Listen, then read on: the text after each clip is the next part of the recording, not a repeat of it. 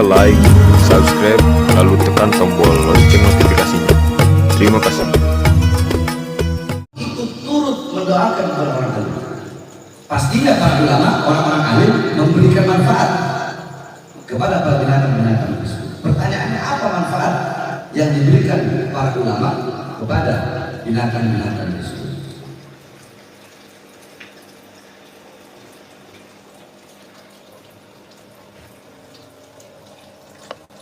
Yani innaha khuliqat limasalihil ibad wa manafi'ihim wal ulama hum alladziina yubayyinuna ma yahdu minha wa ma yahdu wa yusula bil ihsan ilaiha wa nafi dharar anha afadahu Ibnu Jama'ah. Al-Imam Ibnu Jama'ah radhiyallahu anhu, beliau berkata bahwasanya binatang-binatang Allah Subhanahu wa taala ciptakan untuk maslahat bagi hamba-hamba Allah Subhanahu wa taala. Dan binatang-binatang itu memberikan maslahat dan memberikan manfaat. Seperti bahaim, binatang-binatang ternak, sapi, kambing. Sapi dagingnya bisa dimakan, kambing susunya sapi bisa diminum. Kambing dagingnya bisa dimakan, susunya bisa diminum. Jadi binatang memberikan maslahat, memberikan manfaat bagi manusia. Makanya ada sebuah syair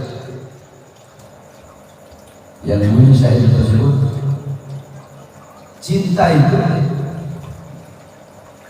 itu adalah ruh hewani yang mengorbankan dirinya untuk menjadi ruh tumbuhan yang mengorbankan dirinya untuk menjadi ruh hewani.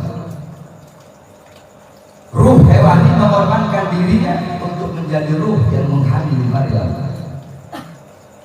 Itu saya. Ruh tumbuhan mengorbankan dirinya untuk menjadi ruh tumbuhan mengorbankan dirinya untuk menjadi ruh hewani. Ruh hewani mengorbankan dirinya untuk menjadi ruh yang menghamili Maryam. Apa maksudnya? Maksudnya tumbuh-tumbuhan, rerumputan itu dimakan oleh binatang-binatang, dimakan oleh sapi, dimakan oleh kambing, sehingga dari tumbuhan-tumbuhan itulah binatang-binatang tersebut makan sehingga menjadi darah daging dari binatang tersebut. Nah, itu maksudnya ruh tumbuhan mengorbankan dirinya untuk menjadi ruh hewani. Ruh hewani mengorbankan dirinya untuk menjadi ruh yang menghamili Maryam. Apa maksudnya ruh yang menghamili Maryam? Maksudnya adalah Nabi Allah Isa, maksudnya Sayyidatuna Maryam alaihissalam ketika hamil Nabi Allah Isa itu beliau makan. Yani apa yang dimakan itu menjadi darah daging. Yani kita memakan binatang-binatang, kita memakan sapi, kita makan kambing, kita makan ayam, kita makan ikan. Yani Allah menciptakan para binatang-binatang ini membawa maslahat, membawa manfaat. Manfaatnya adalah kita memakan binatang tersebut. Yani sebagaimana dalam syair tadi, ruh tumbuhan mengorbankan dirinya untuk menjadi ruh hewani. Maksudnya binatang itu mereka makan tumbuhan.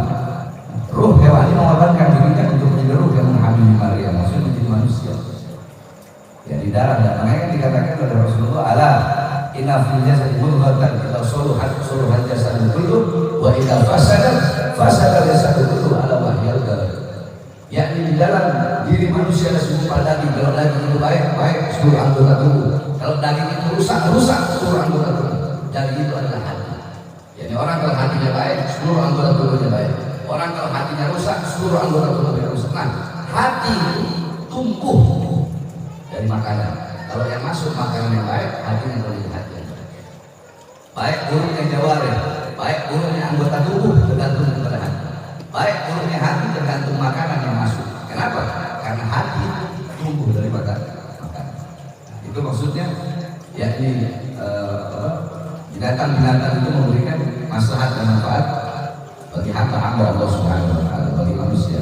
Nah, ada pun para ulama, al-ulama humul ladzina yubayyinuna ma yahillu minha wa ma yahrum wa yusuna bil ihsan ilaiha.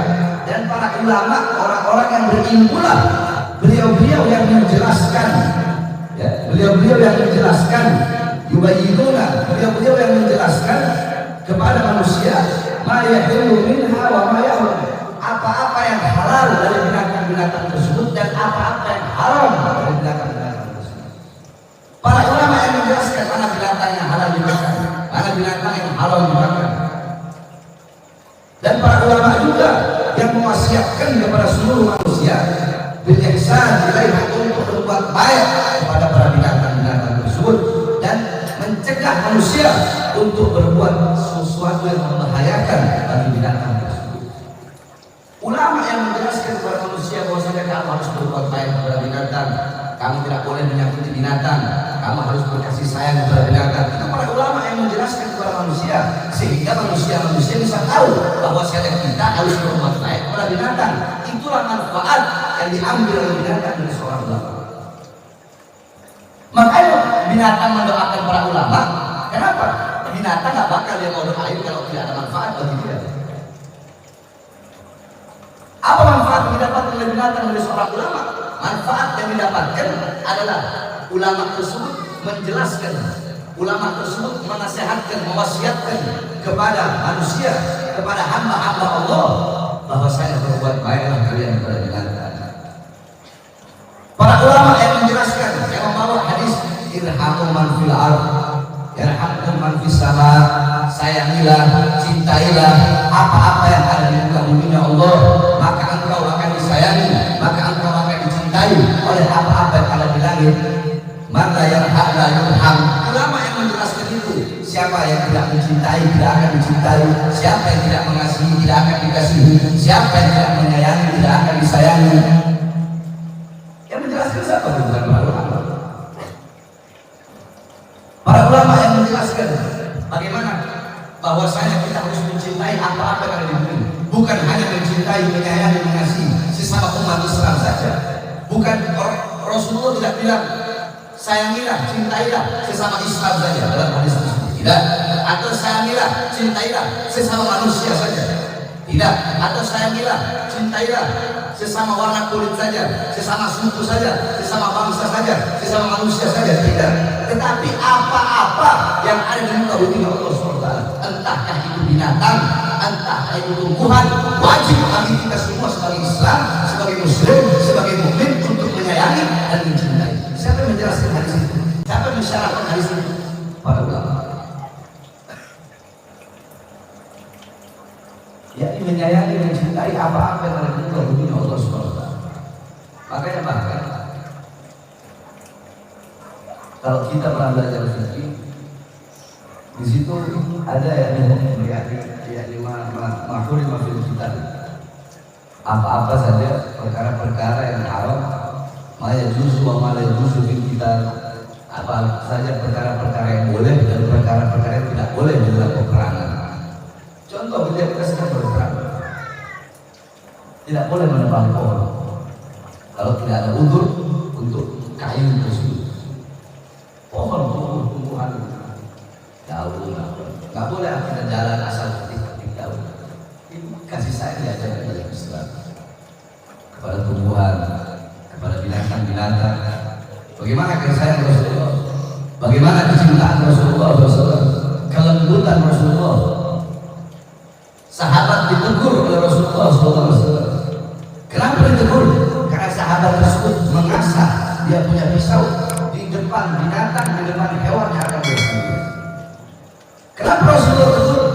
Karena kata Rasulullah, walaupun engkau ingin menyembelih hewan tersebut, tapi ketika engkau ingin mengasah engkau punya pisau, maka asahlah di tempat yang tidak dilihat oleh binatang yang akan engkau sembelih untuk menjaga perasaan binatang tersebut.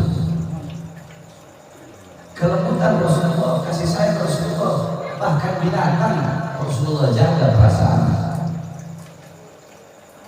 Bagaimana ketika Rasulullah memarahi sahabat yang ketika sedang lewat bersama Rasulullah SAW, ada seekor induk, ada seekor burung dengan dua anaknya. Sahabat tersebut mengambil dua anak burung itu, sehingga induk burung tersebut mengitari Rasulullah dan para sahabat. Kata Rasulullah, siapa yang telah mengambil anak burung itu sehingga burung tersebut mengitari kita untuk mencari anak-anaknya? Bagaimana Rasulullah memarahi Rasulullah, menegur sahabat yang keledainya kelebihan muatan karena bisa membuat capek daripada keledai itu sendiri. Keledai kelebihan muatan dimarahi oleh Rasulullah SAW. Bagaimana Khalifah Umar bin Abdul Aziz ketika beliau berkata, celakalah Umar apabila ada jalan yang berlubang sehingga jalan berlubang tersebut membuat kuda atau keledai terjatuh. Yakni beliau-beliau Rasulullah, para sahabat, para tabi'in, para ulama, para orang saleh. Beliau yang paham, beliau yang tahu. Berkasih sayang bukan kepada hanya hamba-hamba Allah SWT, bukan hanya kepada semua manusia, bahkan kepada binatang pun Islam mengajarkan kasih sayang. Bagaimana Islam mengajarkan memotong hewan sembelihan ketika hewan tersebut memang bisa untuk disembelih, menghadap kiblat, harus tajam, urat tenggorokannya, urat makannya harus terputus. Apakah ada yang lebih mudah daripada Islam? Lihat bagaimana orang-orang kafir, lihat bagaimana mereka yakni membunuh hewan-hewan mereka. Ada yang dimasukin ke dalam apa itu? Mesin, yakni masih hidup, dimasukin, keluar udah jadi kecil-kecil. Ada yang dimasukin ke arung, digantung, dipukul di Cina. Ada yang dipanggang, dibakar hidup. Yakni begitu kejam, begitu sadis.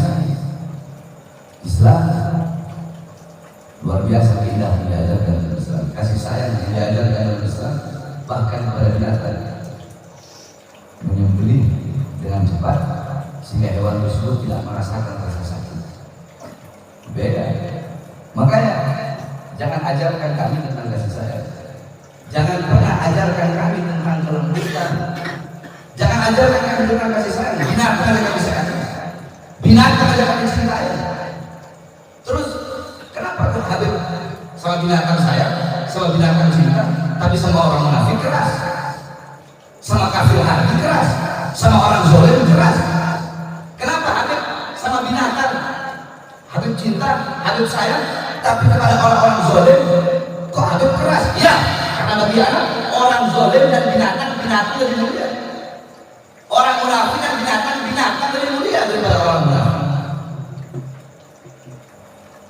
Al-galab wal khinzir asyrafu minhum wa akramu minhum. Anjing babi lebih mulia dari mereka, lebih utama daripada mereka. Ana lebih hormat anjing babi daripada orang munafik. Ana lebih hormat kepada binatang, lebih sayang kepada binatang, lebih rahmat, lebih lembut kepada para binatang daripada orang munafik dan orang-orang zalim dan orang-orang yang menegakkan keadilan, orang yang berbuat kerusakan di muka bumi Allah Subhanahu wa taala. Jangan pernah ajarkan kami tentang kasih sayang, tentang kelembutan. Bagaimana Rasulullah SAW ketika Rasulullah SAW beliau menceritakan bahwasanya dalam hadis dari Rasulullah ada seorang laki-laki yang ketika dia sedang mengambil air di sumur, laki-laki tersebut ingin mengambil air di sumur, maka tiba-tiba ada seekor anjing yang sedang mengeluarkan lidahnya dan menjilat-jilat pasir karena anjing tersebut kehausan. Tiba-tiba laki-laki tersebut dalam hatinya berkata, anjing ini kehausan, dia merasakan apa yang aku rasakan. Bila laki-laki sudah keluar dari sumur, dia masuk lagi ke dalam sumur, dia ambil air, dia berikan kepada anjing yang kehausan tersebut. Allah ampun dosa-dosa. Kemudian para sahabat berkata, ya Rasulullah, apakah ada bagi kami pahala apabila kami berbuat baik kepada binatang? Apa kata Rasulullah SAW? Fi kulli waqtin rutbatin ajr. Bagi yang berbuat baik, bagi setiap yang memiliki jantung yang masih basah, maksudnya yang memiliki jiwa, yang memiliki nyawa, maka akan mendapatkan pahala. Berbuat baik kepada seluruh para binatang. Tadi sebagaimana diceritakan oleh Nabi Muhammad, bagaimana Imam Ghazali, bahwasanya Imam Ghazali bermimpi. Dalam mimpinya Allah Subhanahu wa taala memasukkan Imam Ghazali ke surga. Kemudian Imam Ghazali bertanya, "Ya Allah, Engkau masukkan aku ke surga, apakah sholatku? Bukan. Puasaku? Bukan. Hajiku? Bukan. Ilmuku? Bukan. Terus karena apa, Allah? Ketika Engkau mengarang kita, ada seekor lalat. Lalat itu hinggap di tintangmu. Engkau biarkan engkau punya pena, tidak engkau angkat. Karena kalau engkau angkat engkau punya pena, maka lalat tersebut akan kabur. Karena kasih sayang, engkau biarkan, engkau berhenti menulis sampai alat tersebut selesai minum, baru engkau angkat engkau punya pena. Karena kasih sayang kepada alat tersebut, aku ampuni dosa-dosa dan aku masukkan engkau ke surga. Al-Imam Ash-Shibli radhiyallahu anhu, Al-Imam Ash-Shibli bahwasanya beliau pernah ada satu orang bermimpi. Al-Imam Ash-Shibli sedang berbincang dengan Allah Subhanahu wa taala. Berbincang dengan Allah Subhanahu wa taala sama seperti tadi. Allah masukkan dia ke surga, Allah ampuni dosa-dosanya, Allah rahmati dia, Allah kasihi dia, Allah sayangi dia. Kemudian Imam Ash-Shibli bertanya, kenapa ya Allah? Apakah sholat bukan, puasa bukan, zakat bukan, haji bukan, ibadah bukan? Terus kenapa ya Allah? Karena dulu engkau pernah lewat di satu lorong, engkau menemukan seekor anak kucing. Anak kucing tersebut sedang kebasahan, kuyup, basah kuyup. Engkau ambil anak kucing tersebut, engkau hangatkan dia, engkau elus, engkau sisir semua bulu-bulunya sehingga dia terselamatkan dari kematian. Karena engkau hangatkan kucing tersebut, engkau hangatkan dia dengan penuh kasih sayang, engkau selamatkan dia. Karena itulah aku ampuni dosa-dosa dan aku masukkan engkau di dalam surga Allah Subhanahu wa taala. Kasih sayang kepada seluruh makhluk, kepada seluruh binatang-binatang. Yakni ini ajaran para ulama. Ulama mengajarkan kepada manusia untuk berbuat baik kepada para binatang. Nah, itulah manfaat yang didapatkan oleh binatang dari para ulama, sehingga binatang-binatang tersebut mendoakan kepada para ulama. Binatang-binatang itu tidak mendoakan ahli ibadah.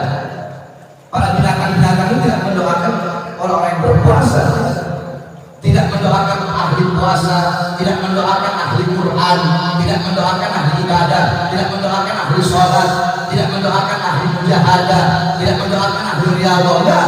Yang didoakan para ulama. Kenapa? Ya karena tadi para ulama yang menjelaskan ini halal, ini haram. Kamu harus berbuat baik kepada binatang, kamu harus mengasih sayang kepada binatang, nggak boleh membahayakan binatang.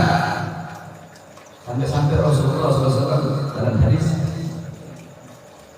beliau mengatakan, amma balaghakum anni la'antum man wasama al-bahaim fi wajhiha wa daraba fi wajhiha. Kata Rasulullah, apakah tidak sampai kepada kalian kabar bahwasanya aku melaknat, la'antum, aku telah melaknat man wasama al-bahaim fi wajhiha, barang siapa yang memberikan bekas, memberikan tanda kepada binatang ternak fi wajhiha, di daerah wajahnya, wa daraba fi wajhiha, dan aku melaknat, aku telah melaknat orang-orang yang memukul binatang di wajah.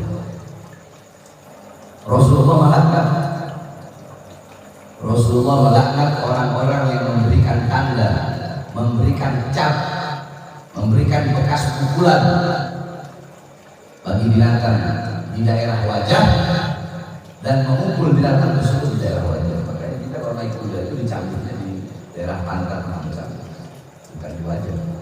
Itu Rasulullah melakukan. Yakni bagaimana kasih sayang Rasulullah tidak membiarkan suatu bahaya bagi binatang. Kalau binatang aja dijaga dari segala macam bahaya, kerusakan-kerusakan yang diperbuat oleh manusia, apalagi sesama manusia. Makanya kita orang jangan pernah diajarkan tentang berkasih sayang. Jangan pernah kita orang diajarkan tentang rahmat lil alamin. Ini kadang kita orang diajarin, udah gitu yang suka ngomong rahmat lil alamin orang bodoh. mondok nggak pernah, alim bukan, ulama bukan, santri bukan, goblok ya, bodoh ya, tolol ya, pakai ngajarin kita orang rahmatan lil alamin, kayak ayam ngajarin ayam.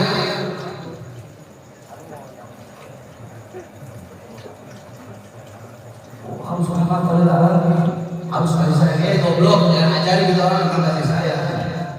Kita orang lebih tahu itu daripada orang bermakan kitab tadi siap sore malu dia ajarin kasih sayang, dia ajarin rahmat lil alamin. Paham ya? Jadi para binatang-binatang mendapatkan manfaat dari para ulama, sehingga binatang-binatang tersebut mendoakan para ulama. Apa manfaat yang diambil tadi? Jadi para ulama lah yang menjelaskan cara berbuat baik kepada para binatang. Para ulama yang mewasiatkan untuk tidak berbuat jahat atau tidak berbuat semena-mena, tidak memberikan bahaya kepada para binatang. Ya. Wakadzalika al-alim, seperti itulah orang alim, ya'muru bil ihsan, memerintahkan untuk berbuat baik ilal hayawan, terhadap hewan, binatang, fi sa'iri ahwalih, di dalam setiap keadaan. Ya, di dalam setiap keadaan.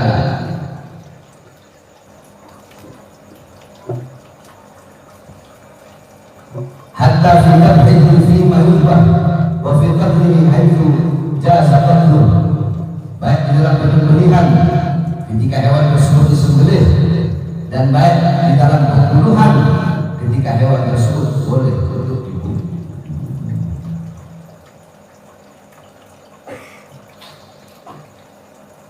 Kalau nggak ada para ulama kita nggak bisa tahu, kita nggak tahu seperti apa cara menyembelih hewan, seperti apa cara menyembelih binatang, mana hewan yang boleh dibunuh, mana hewan yang tidak boleh dibunuh. Ular boleh dibunuh, anjing yang galak boleh dibunuh, hewan-hewan yang membahayakan boleh untuk dibunuh. Itu pun ular dibunuh kalau nyerang, kalau nggak nyerang nggak boleh.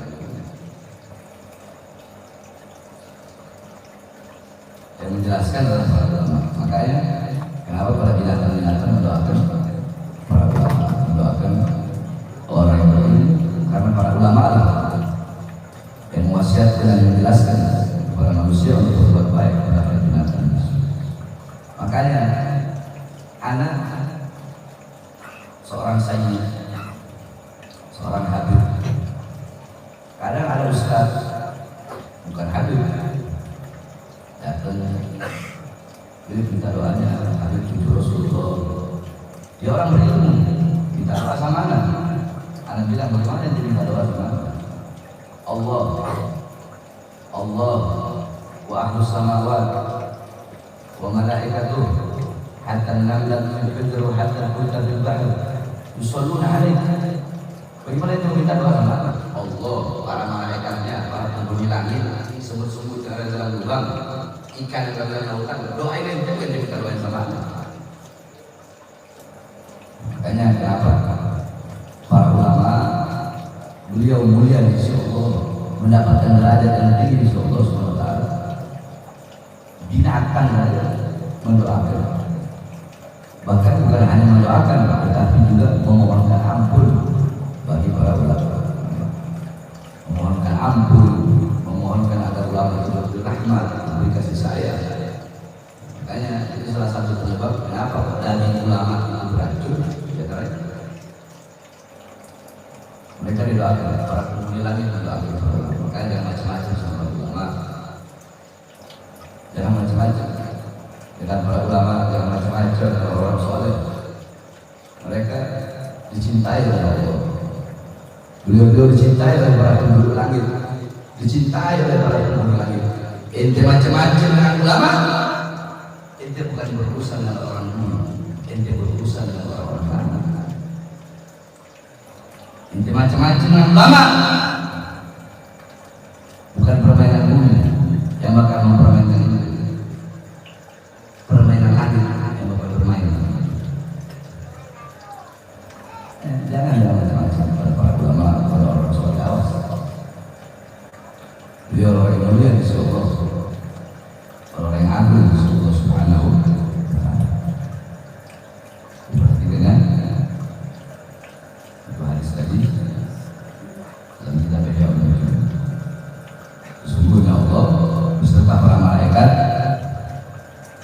dan para penghuni langit, sehingga semut-semut yang berada dalam lubang, yang berada dalam sarangnya, ikan yang berada dalam lautan, mereka semua mendoakan kepada orang-orang yang mengajarkan kebaikan, yakni para ulama. Mudah-mudahan Allah SWT menjadikan kita sebagai orang yang cinta kepada para ulama, orang yang cinta kepada orang-orang soleh. Allah kumpulkan kita di akhirat bersama para ulama di bawah lewat Rasulullah, di bawah bendera Rasulullah SAW. Amin amin ya rabbal alamin. Doain anak-anak dokter-dokter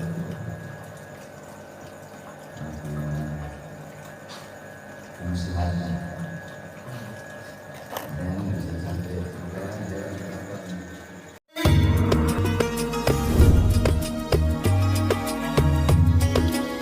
Jangan lupa untuk like, subscribe, dan nyalakan tombol loncengnya biar kalian dapat notifikasi gratis dari kami. Terima kasih.